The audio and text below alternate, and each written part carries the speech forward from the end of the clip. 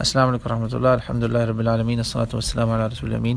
یہ چار اماموں کے بارے میں جو سوال ہے نا، اس کے بارے میں سب سے پہلے تو بہت سارے لوگوں کے ذہنوں میں کچھ عجیب و غریب وہم ہے، کچھ بدگمانیاں پائی جاتی ہیں، کچھ سمجھتے ہیں کہ انہوں نے شاید فرقے بنا دیے، کیا کیا۔ یہ تو بھائی سب سے پہلے یہ چیز کلیئر کر لیں ہم سب کہ ان میں سے کوئی بھی جو ہے نا نبی کریم صلی اللہ علیہ وسلم کی سنت کا مخالف نہیں ہے۔ ان کو امت میں مقبولیت جو حاصل ہوئی نا، کہ ان کے لاکھوں کروڑوں کے حساب سے فالوورز ہیں، وہ صرف اس لیے ہیں کہ یہ سب سنت کے متلاشی تھے۔ ہوا یہ کہ دیکھیں نبی کریم صلی اللہ علیہ وسلم نے قرآن اور سنت پہ ہی زور دیا نا، مگر سنت ایک ایسی چیز تھی جو لکھی نہیں تھی شروع میں، وہ شروع میں ایک زندہ چیز تھی، یعنی کہ عملی چیز۔ سنت کی بات کر رہا ہوں میں، حدیث کی بات نہیں کر رہا۔ سنت جو ہے نا رسول اللہ صلی اللہ علیہ وسلم کا عمل علیہ الصلوۃ والسلام، اس کو جاننے کے اب طریقے جو تھے نا کہ کس طرح معلوم کیا جائے، اس میں یہ پھر اماموں کے انداز اور ان کے مختلف طریقے پتہ چلتے ہیں۔ جیسے ہم سب سے پہلے بات شروع کرتے ہیں جو سب سے مشہور اور سب سے زیادہ ان کے مطلب کروڑوں فالوورز ہیں، اور یہ چار مطلب چار ہی نہیں ہیں، اور بھی بہت سارے بڑے بڑے امام ہیں، جیسے اہل بیت کے امام بھی ہیں، مگر ہم ان چاروں کی بات کر رہے ہیں کیونکہ جو مین سٹریم اسلام ہے نا، آپ کا 85% جو مسلمان ہیں اس وقت دنیا میں، وہ ان چاروں میں سے کسی ایک جو ہے نا، یا ساروں کو یا کسی ایک کو جو ہے وہ ان کو فالو کرنے کی کوشش کرتے ہیں۔ تو یہ کیا سلسلہ ہے، یہ اس کو ذرا آپ دیکھتے ہیں۔ تو امام ابو حنیفہ رحمۃ اللہ علیہ جو ہے نا، امام بغداد، امام عراق، یہ ان کا اصل نام ہے نعمان بن ثابت رحمۃ اللہ علیہ، یا رضی اللہ عنہ بھی کہہ لیں۔ یہ تابعی امام ہے، یعنی کہ ان سے چار صحابہ کا ملنا ان سے ثابت ہے۔ کم از کم انس بن مالک کے بارے میں تو ایک بڑی مشہور روایت پائی جاتی ہے کہ ان کی انس بن مالک رضی اللہ عنہ سے روایت ہے، بلکہ حدیثیں بھی کچھ انہوں نے لیں اور روایت کی۔ یہ وہ امام ہے جو اس جگہ پیدا ہوئے جہاں عمر بن خطاب رضی اللہ تعالیٰ عنہ نے ایک بہت بڑے عالم کو بھیجا۔ وہ عالم کون ہے جی؟ عبداللہ بن مسعود رضی اللہ عنہ۔ ان کو بھیجا یہ کہہ کر، عراق والوں سے کہا کہ دیکھو یہ وہ آدمی ہے کہ جس کے علم کی مجھے ضرورت ہے۔ کون یہ کہہ رہا ہے؟ عمر بن خطاب رضی اللہ عنہ۔ اور کہا اگر میں تم پہ احسان نہ کر رہا ہوتا تو میں اس کو تمہارے پاس نہ بھیجتا، میں تمہارے اوپر بہت بڑا احسان کر رہا ہوں کہ یہ آدمی تمہارے پاس بھیج رہا ہوں۔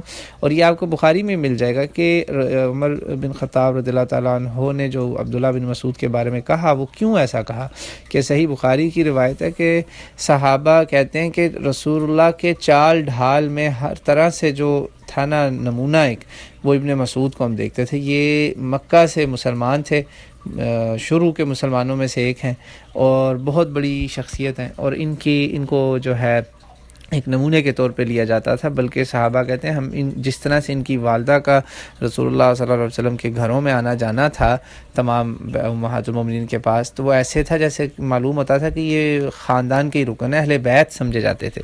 تو اب عبداللہ بن مسعود کے جو شاگرد تھے، عبداللہ بن مسعود عراق میں قاضی بھی رہے، وہاں کے استاد بھی رہے، دین کا علم پھیلایا، انہوں نے مدرسے بنائے، مسجدیں بنائیں اور دین کے طالب علم تیار کیے۔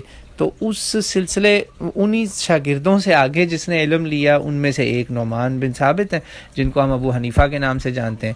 تو اب عبداللہ بن مسعود پہ لوگوں نے ٹرسٹ کیا، عراق والوں نے۔ ابو حنیفہ بھی ان میں سے ایک ہے۔ انہوں نے کہا بھی یہ وہ لوگ ہیں جو رسول اللہ صلی اللہ علیہ وسلم کی سنت کو زیادہ سمجھتے ہیں، تو ہم ان کے شاگردوں سے سمجھیں گے دین جنہوں نے سنت کو سب سے اچھا سمجھا، اور خود عمر رضی اللہ تعالیٰ نے عراق والوں پہ ایک نیکی کر کے بھیجا۔ اب آ جاتے ہیں ہم دوسرے امام مالک رحمۃ اللہ علیہ۔ ان کا پورا نام ہے مالک ابن انس ابن مالک۔ یہ انس بن مالک رضی اللہ عنہ صحابی کے بیٹے نہیں ہیں، یہ تبع تابعی کہلاتے ہیں۔ یہ وہ امام ہیں جنہوں نے تابعین سے علم سیکھا، یا تابعین کی ان کو زیارت ہوئی، صحابہ کی زیارت کا ان کا ثبوت نہیں ملتا۔ یہ امام پیدا ہوئے جناب ابو حنیفہ کا میں بتانا بھول گیا، وہ 80 ہجری میں پیدا ہوئے تھے، ان کی وفات 150 ہجری میں تھی۔ امام مالک رحمۃ اللہ علیہ جو ہیں، ان کی پیدائش ہے 93 ہجری، اور ان کی وفات ہے 179 ہجری، 179 آفٹر ہجرہ، یعنی کہ یہ نبی پاک صلی اللہ علیہ وسلم کی وفات کے تقریباً 80+ سال بعد پیدا ہوئے، اور ابو حنیفہ رسول اللہ صلی اللہ علیہ وسلم کی وفات کے 70 سال بعد تقریباً پیدا ہوئے، اور اسی لیے ان کا جو نا بچپن میں صحابہ کی زیارت ان کو نصیب ہوئی، اور اس کی یہ تابعین میں یہ شمار کیے جاتے ہیں. ٹھیک ہے جی. تو امام مالک جو ہیں ان کو ہم امام دار الہجرہ کہتے ہیں کہ دار الہجرت کا امام، دار الخلافہ کا امام، مدینہ کا امام، انصار کے قدوے اور سنت پہ چلنے والا امام. یہ وہ امام ہے جن کے مطلب یہ اس جگہ سے سنت لے رہے ہیں جہاں پہ آپ صلی اللہ علیہ وسلم نے 10 سال خود حکومت قائم کی، اسلامی ریاست قائم کی، پھر پہلے 3 خلفاء کا دار الخلافہ رہا، وہیں سے سارے حکم جاری ہوتے تھے، اور وہاں پہ صحابہ کے سب سے جو افضل ترین تھے گروہ وہ سب موجود تھے، مہاجر بھی تھے، انصار بھی تھے. اور انصار کے بارے میں تو آپ نے خود کہا کہ جہاں انصار جس راستے پہ چلیں گے میں اس راستے پہ میں چلوں گا، یہ میرے جگر کا ٹکڑا ہے. یہ آپ کو صحیح بخاری میں رسول اللہ صلی اللہ علیہ وسلم کا آخری خطبہ باب مرض النبی و وفاتہ صلی اللہ علیہ وسلم اس میں مل جائے گا، آپ ذرا وہاں دیکھ سکتے ہیں کہ انصار کا کیا مقام ہے اسلام میں. تو امام مالک نے کہا کہ بھئی میں جو سنت قائمہ ہے نا، قائمہ میں اس پہ چلوں گا، یعنی کہ جو سنت چل رہی ہے. اب آپ دیکھتے جائیں کہ کوئی بھی ان میں نعوذ باللہ دین کا نہ دشمن ہے، نہ کافر ہے، نہ کوئی منافق ہے، نعوذ باللہ نہ جاہل ہے، ہر کوئی اپنے اپنے انداز سے نبی کریم صلی اللہ علیہ وسلم کی سنت کو دیکھ رہا ہے، ڈھونڈ رہا ہے. متلاش یہ ہے کہ میں نے کس کو سنت کہنا ہے اور کس کے اوپر چلنا ہے. مثلا امام مالک میں چھوٹی سی یہاں مثال دے دیتا ہوں. تو انہوں نے کہا کہ ان سے کسی نے آ کے کہا کہ یہ نبی کریم صلی اللہ علیہ وسلم نے جنازے میں سورۃ الفاتحہ کی تلاوت کی. آپ نے کہا بالکل کی، یہ روایت میرے تک بھی پہنچی ہے، یہ لوگ ٹھیک ہیں، مگر یہ رسول اللہ صلی اللہ علیہ وسلم کی ترجیح نہیں تھی، کیونکہ مدینہ جو تھا، مدینہ جہاں میں ہوں، میں صحابہ کے بچوں کو میں نے دیکھا ہے، میں نے ان سے علم لیا ہے اور ان کے استادوں میں یاد رکھیے امام جعفر الصادق بھی ان کے استادوں میں شامل ہیں، ابو حنیفہ سے بھی ان کا ہے ملاقاتیں ہیں اور علم کا ایکسچینج ہے، نالج کا، اور امام شاید زہری بھی ان کے استادوں میں سے ایک ہیں. یہ وہ تابعین ہیں جن سے بڑے آپ کو امام اس دور میں کوئی ملتے ہی نہیں ہیں. تو آپ نے کہا کہ بھئی مدینہ کیسے ہو سکتا ہے کہ دار الخلافہ، دار الحکومت اس سنت کو قائم نہ کرے اگر یہ سنت ترجیحی ہوتی؟ تو میرے نزدیک یہ ترجیح نہیں ہے. میں مثلا یہ آپ کو مثال دی ہے، ذرا مشکل ہے ہضم ہونے والی، تو مگر میں نے یہ دے دی کہ مثال دے رہا ہوں کہ سنت قائمہ کا ان کا کانسیپٹ تھا کہ جو سنت اس دار الخلافہ میں قائم ہے نا، چل رہی ہے، یہ ہو ہی نہیں سکتا کہ اس نبی کریم صلی اللہ علیہ وسلم کی سنت سے مدینہ روگردانی کرے یا صحابہ اور ان کے بچے اس کی روگردانی کریں. تو میں تو اس پہ چلوں گا. اور وہ اکثر ان کی فقہ میں یہی فتوے ہوتے تھے کہ میں مدینے میں یہ عمل نہیں ہوتا دیکھتا، اس لیے میرے مطابق یہ سنت زیادہ راجح نہیں ہے، عمل کے مطابق فلاں راجح ہے. ٹھیک ہے جی. اب آ جاتے ہیں تیسرے نمبر پہ امام شافعی رحمۃ اللہ علیہ. امام شافعی کا پورا نام ہے ابو عبداللہ محمد بن ادریس الشافعی.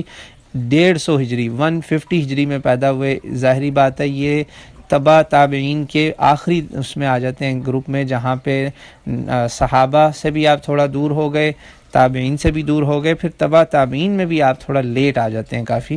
تو لیکن انہوں نے کہا کہ بھئی اب ہم رسول اللہ کے دور سے کافی دور ہو چکے ہیں، میں نے جو ہے نا رسول اللہ صلی اللہ علیہ وسلم کی سنت جو ہے نا وہ روایتوں سے لینی، میں نے حدیثوں سے میں اکٹھی کروں گا، حدیثوں سے معلوم کروں گا، کیونکہ ہمارا وقت جو رسول اللہ سے دور ہو گیا. تو یہ سمجھ لیں کہ انہوں نے سنت کو معلوم کرنے کا طریقہ حدیث سے اختیار کیا، جیسا کہ ماڈرن ڈے کے ہمارے اہل حدیث بھائی کرتے ہیں. سمجھیں اس کی آپ نے بنیاد رکھ دی.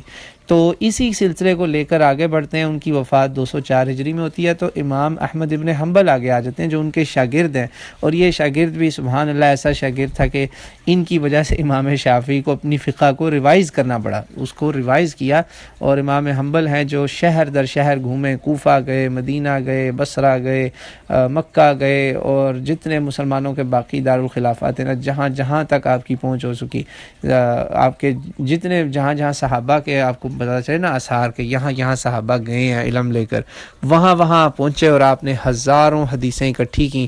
اور مسند حنبل آپ کا وہ عظیم کارنامہ ہے جس سے آپ سمجھیں نہ صرف ایک فقیہ ہیں، یعنی کہ انٹرپریٹ کرنے والے، سنت کی سمجھ رکھنے والے، بلکہ محدث بھی ہیں، کولیکٹر آف دا حدیث بھی ہیں.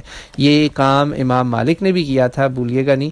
امام مالک جو ہیں وہ محدث اور فقیہ دونوں ہیں. ان کی موطا مالک جو ہے وہ بھی بہت زبردست علمی خزانہ ہے حدیث کے اس میں علوم کے اندر.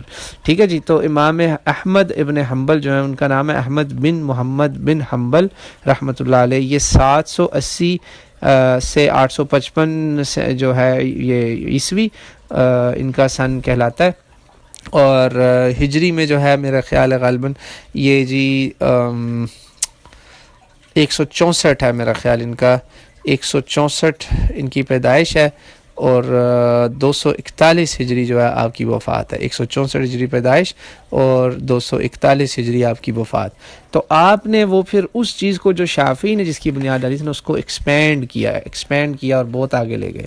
اب امت کے علماء کو میرے مطابق یہ چاہیے، جو اب کی بات ہے، دیکھیں سب کا ایمانداری سے علم دیکھیں، کیونکہ سب کا علم اکٹھا ہو چکا ہے، دفاتر کے دفاتر موجود ہیں، کسی کا علم غائب نہیں ہوا، الحمدللہ ثم الحمدللہ۔ آپ نے دیکھ لیا کہ سب کے سب رسول اللہ کی سنت کے متلاشی تھے۔ کسی نے کہا ہم نے سنت روایت سے پتہ چلانی ہے، حدیث سے پتہ چلانی ہے، کچھ حدیثیں کمپائل کرنا شروع کر دیں، کچھ نے کہا نہیں ہم حدیثیں نہیں دیکھیں گے، ہم عمل صحابہ دیکھیں گے کہ کہاں کہاں رسول اللہ کی سنت پہ کیسے عمل ہو رہا ہے، جیسا کہ مالک اور ابو حنیفہ، یہ پہلے دو جو صحابہ کے زیادہ قریب تھے ظاہری طور پہ، انہوں نے وہ کیسے تھے بھئی ہمیں یہ روایت ملی، اور دیکھ رہے ہیں کہ سارے صحابہ وہ پاگل تھوڑی تھے صحابہ کے رسول اللہ کی بات کے مخالف عمل کریں۔ تو اس لیے کوئی بھی ان میں جھوٹا نہیں ہے، کوئی دین کا دشمن نہیں، سب دین کے دیوانے ہیں، رسول اللہ کی سنت کے پیروں ہیں۔ اور ان میں آپ یہ دیکھیں کہ ان کا اہل بیت سے کیا تعلق، کیسا تعلق تھا کہ جو زیدی شیعہ ہیں وہ امام ابو حنیفہ کا بہت زبردست احترام کرتے ہیں، کیونکہ ابو حنیفہ رحمۃ اللہ علیہ نے 2 سال امام جعفر الصادق سے پڑھا، اور خود کہا کہ ولولا سنتین، کہ نعمان کی زندگی میں 2 سال نہ ہوتے تو لو ہلک نعمان تباہ ہو جاتا اگر وہ جعفر کے ساتھ میرے 2 سال نہ گزرتے۔ امام جعفر صادق سے 2 سال پڑھا۔ دوسری طرف امام مالک ہیں، ان کے استاد بھی امام جعفر الصادق ہیں، شیعہ بھی ہیں، یعنی کہ سو کالڈ ناٹ، یہ تو شیعہ سنی کا تماشا تھا ہی نہیں تب، تو دیکھیں جعفر الصادق سے بھی انہوں نے علم لیا۔ تو آپ دیکھیں کیسے ان کا آپس میں رشتہ تھا، کیا احترام تھا، اور کس طرح انہوں نے ایک دوسرے کو جو ہے نا سپورٹ کیا دین کے کاموں میں، یہاں تک کہ ایک عباسی خلیفہ نے امام مالک کی فقہ کو لیگل فقہ بنانا چاہا کہ تمام امت میں ہر جگہ یہی رائج ہو جائے، تو آپ نے خود اس کو خط لکھ کے منع کیا کہ یہ ظلم نہ کرنا امت کے ساتھ، یہ کام نہ پہلے کبھی ہوا، نہ میں چاہوں گا میرے بعد میں ہو، تو آپ نے اس کو روک دیا۔ تو اس سے اندازہ ہوتا ہے کہ یہ سب امام اپنے اپنے وقت کے حساب سے اجتہاد کیا، انہوں نے دین کو اکٹھا کیا۔ اب اماموں کی، علماء کی ذمہ داری ہے، بدقسمتی سے اگر علماء ایسے ہوں، انفارچونیٹلی لوگ مخالفت اور جھگڑے میں بھاگتے ہیں، بات یہ سب کا احترام کریں، بلا تعصب، بغیر کسی پریجوڈس اور اس کے کسی جانبداری کے، غیر جانبدارانہ طریقے سے پڑھیں، جو بات قرآن و سنت کے قریب ہے اسے قبول کریں، اور ساتھ ہی ساتھ دوسروں پہ لاٹھی نہ چلائیں، کیونکہ جس کو جو سمجھ آئی، ہو سکتا ہے میری تحقیق کے مطابق یہ چیز سنت ہو یا سنت کے قریب ہو، مگر ہو سکتا ہے کسی اور کی تحقیق کے مطابق دوسری چیز سنت کے قریب ہو۔ تو یہ جو ہے نا، اس میں نرمی بھی رکھنی ہے ایک دوسرے کے ساتھ، کہ جو کوئی کسی کو سنت سمجھ کے عمل کر رہا ہے، ہو سکتا ہے اس بیچارے کو تحقیق میں یہ بات نہ صحیح سمجھ آئی ہو، اور اللہ تعالیٰ نے اجتہاد میں اس غلطی پہ اجر رکھا ہے، کسی کو گناہ نہیں ہے اگر نیت نیک ہے، بد نیتی نہیں ہے، تعصب نہیں ہے۔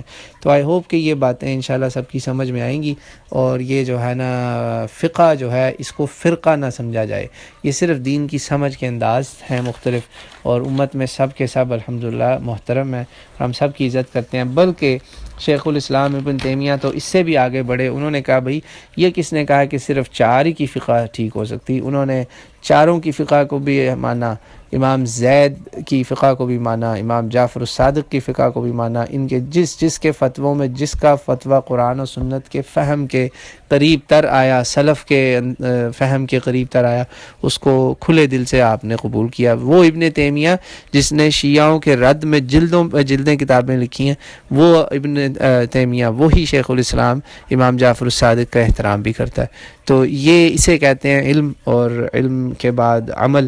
اللہ تعالی ہم سب کو اس کی توفیق عطا فرمائے، اور اگر کوئی بات میں نے غلط کہی ہو تو وہ شیطانی وسوسہ ہے، مگر جو اگر حق کہا ہے تو اللہ تعالیٰ اس پہ مجھے اور آپ کو، ہم سب کو عمل کی توفیق عطا فرمائے۔ السلام علیکم ورحمۃ اللہ وبرکاتہ۔